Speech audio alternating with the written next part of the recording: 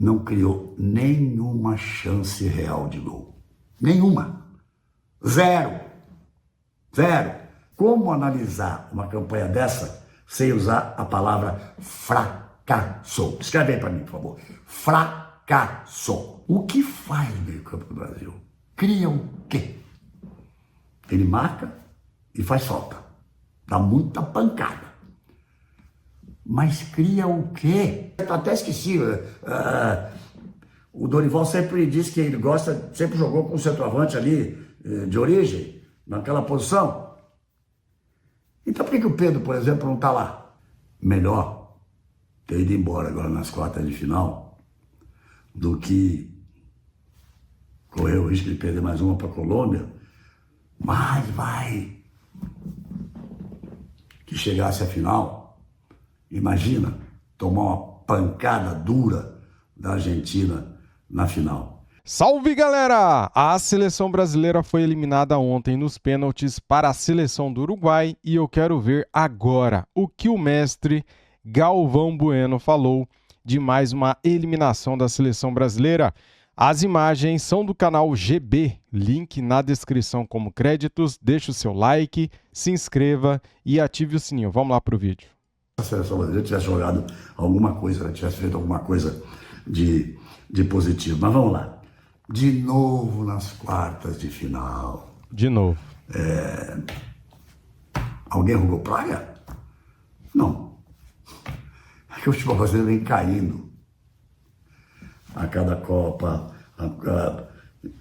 Copa América, nas eliminatórias. Esse time que deixa a Copa América de forma lamentável, não que não tenha lutado no jogo contra o Uruguai, lutou muito, vou falar disso. O Uruguai não era um time mais pronto, não era um time melhor, o Uruguai não entrava como favorito, durou ali 20 minutos. Os primeiros 20 minutos o Uruguai realmente teve a posse de bola, dominou o jogo, criou as oportunidades de gol, teve chute a gol, teve uma bola que desviou na cabeça do Militão, que o Alisson só olhou, torcendo para ir para fora. O centroavante perdeu um gol de cabeça sozinho no cruzamento. Depois o Brasil equilibrou o jogo. Não se pode reclamar que o time não tenha tido raça, vontade, que não tenha brigado pela bola. Brigou muito, lutou muito, assim como o Uruguai também lutou muito. Foi um jogo com cara de Brasil-Uruguai, aquela coisa de pegada, aquela coisa de pancada daqui, pancada dali, empurra dali, tumultua daqui, troca de empurrão, ameaça de um lado para o outro, e alguns lances violentos de parte a parte. Que não se diga que o Uruguai bateu. O que o Bruno Guimarães bate, o que o João Gomes bate. Os dois times. Jogo pegado, duro. E um juiz que não está à altura. Mas eu quero falar da Conmebol um pouquinho, da Conmebol mais à frente, porque o juiz, péssimo árbitro argentino, não estava à altura do jogo, da importância do jogo, da história de Brasil e Uruguai. Então teve raça, teve tudo. Mas, gente, a seleção brasileira não criou nenhuma chance real de gol. Nenhuma. Zero. Teve cobrança de falta, que a bola bate na barreira, que desvia, o Rodrigo 2 vezes. Não sei nem se teve uma terceira cobrança, não me lembro. Teve um chute a gol de fora da área, na direção do gol. E foi do Hendrick. Pegou uma bola, conseguiu girar, bateu de pé esquerdo, bateu fraquinho. A defesa foi tranquila para o goleiro, goleiraço da seleção uruguaia e do Internacional Porto Alegre. Depois foi lá decidir nos pênaltis, né? fazendo a primeira defesa. Então, uma seleção que não consegue fazer gol na Costa Rica, uma seleção que faz um gol na Colômbia num jogo que merecia perder, uma seleção que não faz nenhum gol no Uruguai quando teve mais de 20 minutos, sei lá, com um jogador a mais em campo e não faz um gol. Uma seleção que faz 4 jogos na Copa América, ganha 1 do Paraguai, e vou voltar a dizer, o Vini Júnior fez um primeiro tempo gigantesco, desequilibrou, e os paraguaios deram 2 gols de graça para a seleção brasileira, né? Naquela vitória de 4-1. Então, como analisar uma campanha dessa sem usar a palavra fracasso? Escreve aí para mim, por favor. Fracasso. Total e absoluto. Essa seleção brasileira, essa participação na Copa América, ela faz parte de um momento de seleção brasileira que é a pior fase de seleção brasileira na história do futebol. Começa lá atrás, começa com a bagunça do técnico, é o técnico interino, depois vem o técnico interino, vai vir o Ancelotti, não vem nada, cadê o Ancelotti? Nunca ninguém ouviu ele dizer assim, vou.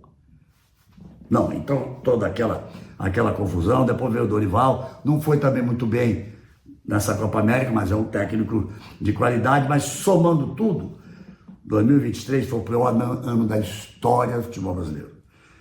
2 derrotas para times africanos, nunca tinha perdido. Times africanos, quer dizer, já tinha perdido com o Tite da Copa do Mundo, quando botou o time em reserva, né? Lá no Catar.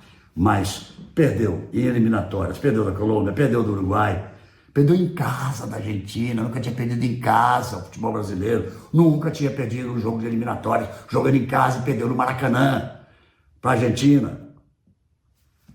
Termina o ano, aí veio o Dorival, olha, fiquei animado. Muitos de vocês devem ter ficado também com aqueles 2 primeiros jogos, vitória contra a Inglaterra, empate com a Espanha. Mas aí o Brasil jogou com muita cautela, jogou mais fechado. Hoje gosto de dizer que o reativo, para mim, joga fechado, chama o adversário para trás, joga fechado e faz uma jogada de velocidade e um contra-ataque, aproveitando jogadores que tem essa característica. O Vini e o Rodrigo, por exemplo, o Ancelotti faz muito isso no Real Madrid, eles partem na velocidade, eles invertem as posições. Por falar nisso, né, o Rodrigo hoje não jogou. Também ouvi muita gente, o Rodrigo vai jogar onde ele gosta, onde ele começou, onde ele sabe, lá pela esquerda. Quem joga na esquerda, junto ali a lateral no Real Madrid, é o Vini Júnior. Eles invertem as posições, eles puxam o contra-ataque os dois, eles se mexem, o Vini cai para a direita, ele vai para a esquerda, muitas vezes vai para a esquerda. Não é ponto, não pode jogar por ali. Não pode pegar um jogador como o talento dele, botar naquela posição e tirar ele do jogo.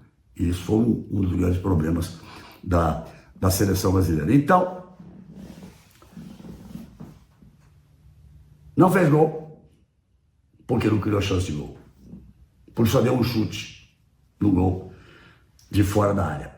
E aí dentro desse jogo tumultuado, pegado, que agrada muito mais ao uruguaio, pelo espírito do jogador uruguaio, agrada muito mais ao time uruguaio, o jogo foi levado para os pênaltis. Ficou claro, quando tinha um jogador a menos, a ponto do técnico Leuco Bielsa, que técnico fantástico, tirou o centroavante dele, colocou o Arrascaeta no meio, já tinha tirado o De La Cruz, já não aguentava mais de tanto que tinha corrido, fechou tudo ali para levar para os pênaltis, confiando no momento da seleção do Uruguai, que é o melhor momento da seleção do Uruguai dos últimos tempos, confiando de que eles iam para bater, para fazer e para ganhar. Que não é a mesma coisa que a gente sentiu na seleção brasileira, como não foi na decisão contra a Croácia lá na Copa do Mundo, como não foi agora de novo. O time do Brasil bateu 4 pênaltis, fez 2 gols. Mesma coisa que na Copa do Mundo. Mesma coisa que na Copa do Mundo, perde o primeiro. O Militão bateu mal, porque bateu a meia altura, sem muita força, o goleiro, quando é bom, vai lá e pega. Aí depois fez 2 e perdeu o 4. A Copa do Mundo foi igualzinho, a mesma coisa.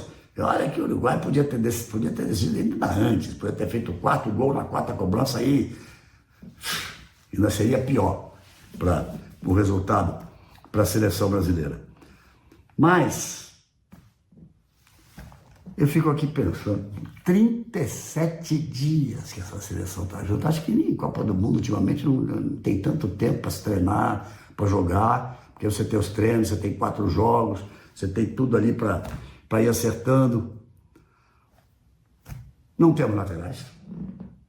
O Danilo foi muito correto com a minha entrevista, dizendo que é importante que se dê apoio a esses jovens para que o time possa evoluir, que possa crescer, que ele teve muita honra de estar jogando na seleção brasileira, de ser capitão da seleção brasileira, deixando claro que ele chegou até a dizer, não sei se volto, acho que meu tempo talvez tenha terminado, e terminou mesmo, jogando naquela posição, absolutamente terminou. Na esquerda joga o Wender, joga o Arana, também não resolve. Não tem um centroavante, não tem um jogador fixo na frente. O Hendrick não é esse jogador porque ele mexe para lá, mexe para cá, o garoto chegou com muita vontade, tomou trombada nos Uruguai, deu trombada nos Uruguai, mas só deu um chute em gol e fraquinho. Também não teve não fez também uma grande partida, mas é um menino de 17 anos. Foi a primeira oportunidade que ele teve, o Dorival vinha segurando, com a ausência do Vini, colocou ele para jogar. Podia até ter continuado com o Rafinha, com o Rodrigo, botado o Martinelli na esquerda, mas não, preferiu começar com ele. Mas o drama também é no meio campo. O que faz o meio campo do Brasil? Cria o quê? Ele marca e faz falta. Dá muita pancada. Mas cria o quê?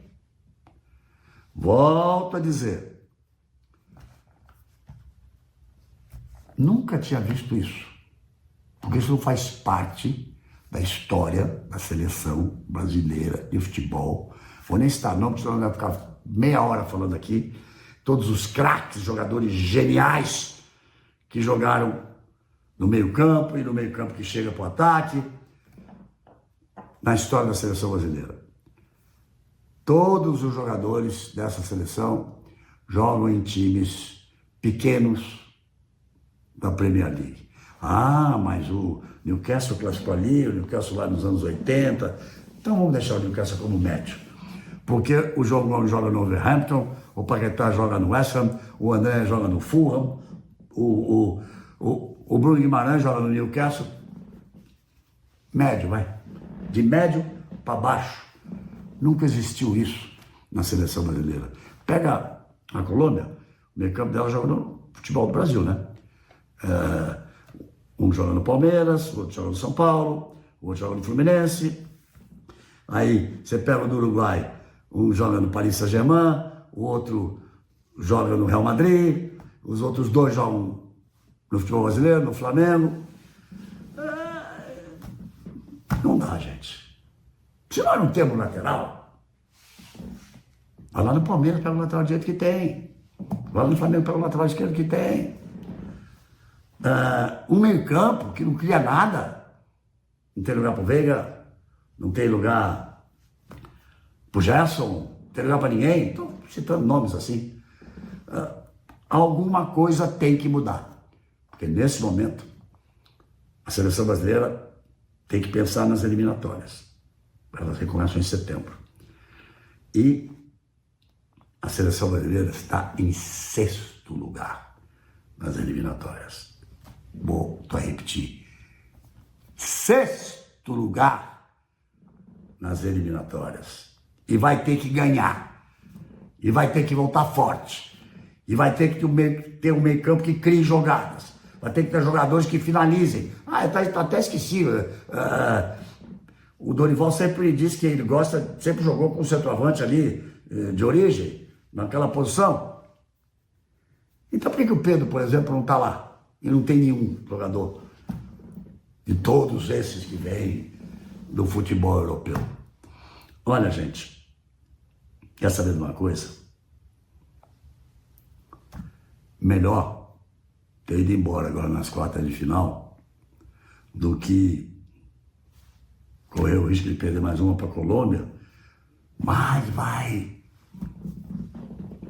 que chegasse a final, imagina tomar uma pancada dura da Argentina na final.